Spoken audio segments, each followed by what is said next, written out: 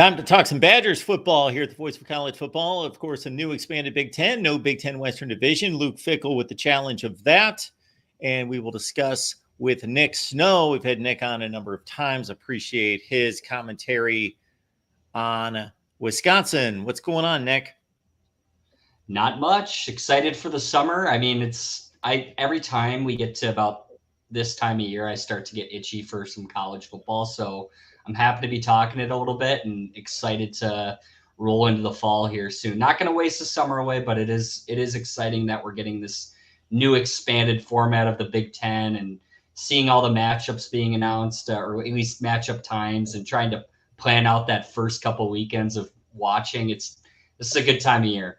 Yeah, I think I can speak for most people who grew up in the North. You don't want to wish your summer away by any stretch, No. But if you love football, you love football. So there's a bit of a conflict there internally for much of the summer. But in terms of following the game, there is not the downtime that there once was with all this NIL and transfer portal business. But we'll get to personnel because that's what I love, is the nuts and bolts and the breakdown of the personnel. And we'll start with recruiting, actually, because May and June is obviously a time in which there's a lot of official visits to campus. A lot of decisions will be made based on camp visits and things that are going on right now. I see that offensive tackle Logan Powell is the latest to commit just a couple days ago, and he is the star of the class at this point as a 4-star offensive tackle. 13 hard commits, and this Wisconsin recruiting class is roughly top 15 in the nation right now for 2025. Yeah, you can see the step up in recruiting taking place under Fickell, and you saw it last year especially as well. I want to say, when Christ was fired and that whole class was kind of a mess, that would have been the 2022 class. I think they ranked like 52nd in the nation when it was all said and done. It wasn't a very good class, but Fickell followed it up with a really strong transfer portal class, and I want to say that was top 10 in the nation at the time. Now, as we both know, transfer portal is not where you're going to make hay at Wisconsin. You really need to lock down the in-state recruiting, and you need to find the hidden gems, because you're never going to compete with the likes of Ohio State or Alabama when it comes to the blue chip guys. But I think the recruiting is starting to take a step up. It's still got a little bit to go, but I mean, in the next, I would say we're going to have another gem here in the next 24 hours that's going to be announced, and he'll be up there with the likes of Logan Powell. And I think a couple of those guys on that list might be due for a ratings bump here at some point. I guess we'll see. I think every fan of every team always thinks that their recruiting class is, deserves a rating bump, but slowly but surely you can see that the operation, the machine that Fickell put together at Cincinnati is coming to Wisconsin. And I do think the recruiting is starting to see a significant improvement. Nick, is there anybody in particular out there that is at the top of Wisconsin's wish list that's being talked about right now that could possibly make a decision this summer? Yeah, Mason Posa is the one that you're going to want to keep an eye on. And he just got off an official this past weekend. They, started officials last weekend. They have 2 more big weekends this upcoming weekend and then the next weekend. And as you start to see the tea leaves kind of fall off, after the first weekend, you get a couple of guys who are supposed to show up for the second weekend. And if you can do a little deductive reasoning up, a linebacker per se is no longer going to be coming this weekend.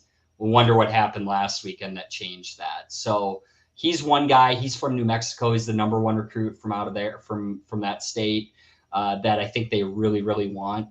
And then there's a couple of edge guys that I think they would be happy getting to. But right now, this entire recruiting staff is really hyper-focused on defensive line. So I think this past weekend, they had 3 defensive linemen in for official recruits, or on official visits, excuse me. And then this next weekend, I think they have a couple more. So they're focusing quite a bit on redoing this defensive line, which when we get to the depth chart, you'll understand a little bit why.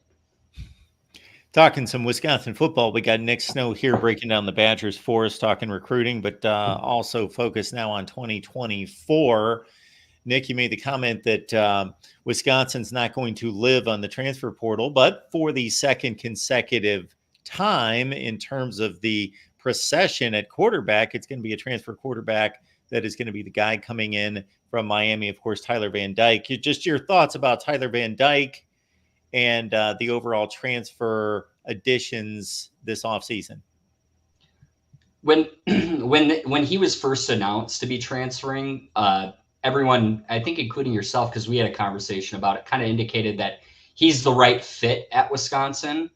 But I really don't think that Fickell wants to do this another year where you're bringing in a transfer portal guy and you have to essentially learn the offense on a fly, and he's going to be the guy, you know. I will say this year's a little bit different because there's been a pretty legit quarterback battle with Tyler Van Dyke and redshirt sophomore Braden Locke, who you might be familiar with. He was initially a recruit by Mike Leach at Ole Miss, or excuse me, not Ole Miss, Mississippi State. And then he after everything went down in Mississippi State, he actually transferred up to be with Phil Longo. But Braden he played a couple of games last year, including, you know, he won the game for the Badgers against Illinois, which was kind of a crazy game. I'm not sure if you remember that one, but it ended with the tackle scoring a touchdown. Anyways, Braden has been pushing Tyler Van Dyke, which I think is good. I think in the messaging out of Camp Randall the whole time has been that, you know, they want to bring guys in to compete. Well, when there's a quarterback on your roster that's pushing the transfer that you probably laid some NIL money down, that's probably not a horrible situation to have, just to know that there's a guy on the roster who's capable of stepping in as a backup. Ultimately, Tyler Van Dyke is going to be the starting quarterback. His fit, I mean, if he's healthy, which has been his big knock his entire time he's been in college, I think he's a great fit. And, you know, it's not going to be the Tanner Mordecai where he can save you with his legs, but he at least might have a better arm than Tanner Mordecai and a little bit more well, we'll see.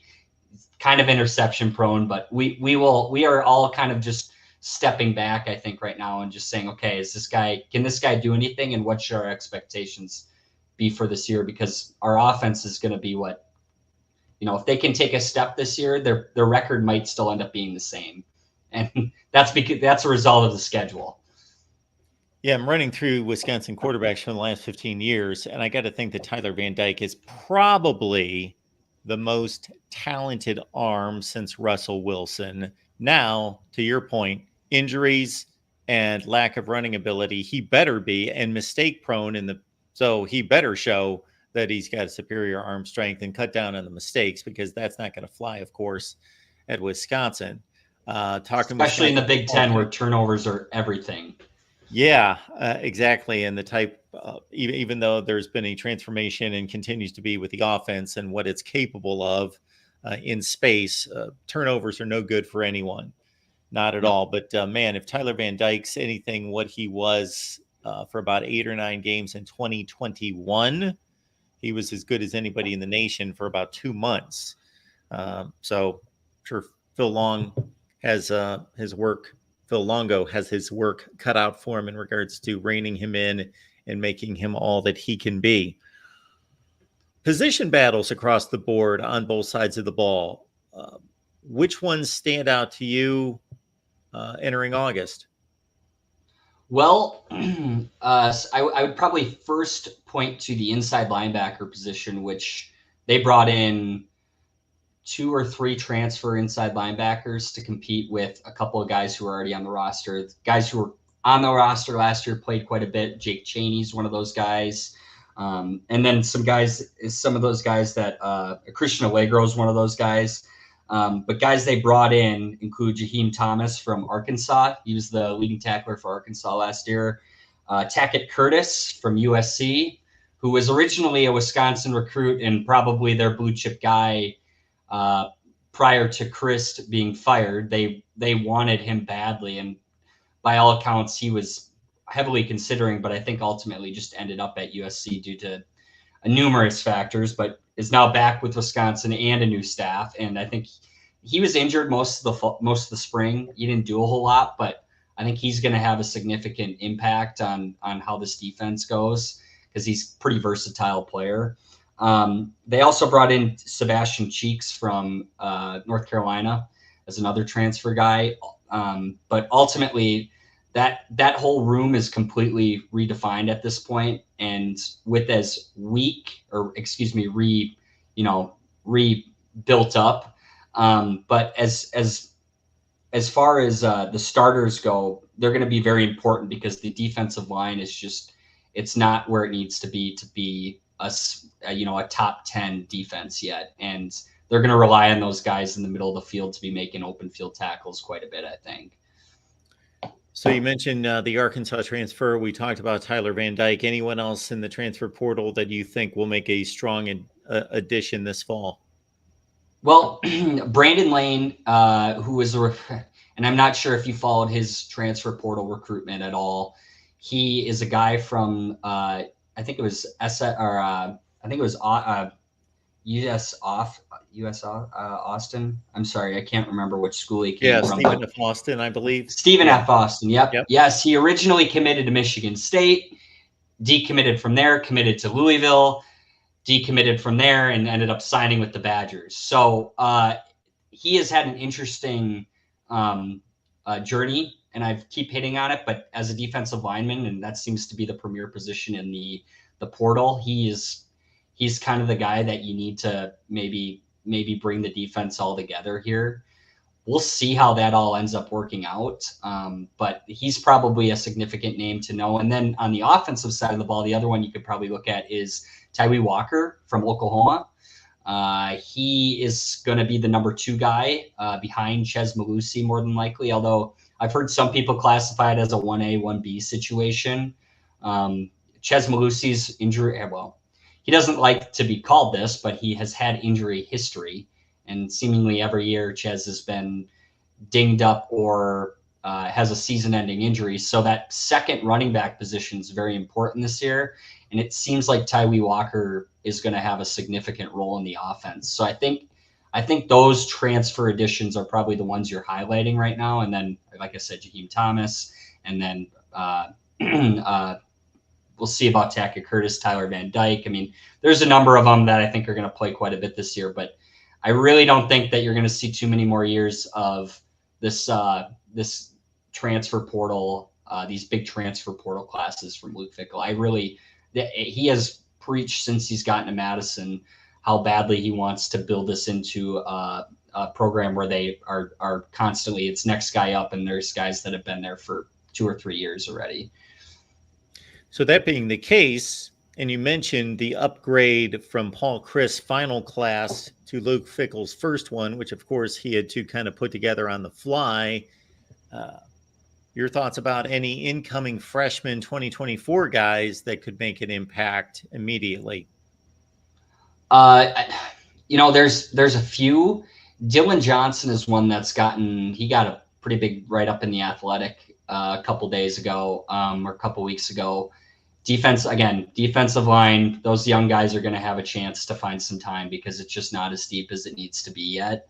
I would say he's one of the big ones. And then the offensive line is surprisingly thin. And there's some guys along there that are probably going to get some time in the second unit, including the Kevin Haywood from Pennsylvania. I wouldn't be surprised if he's the backup left tackle this year, or backup right tackle, kind of a swing tackle type of guy.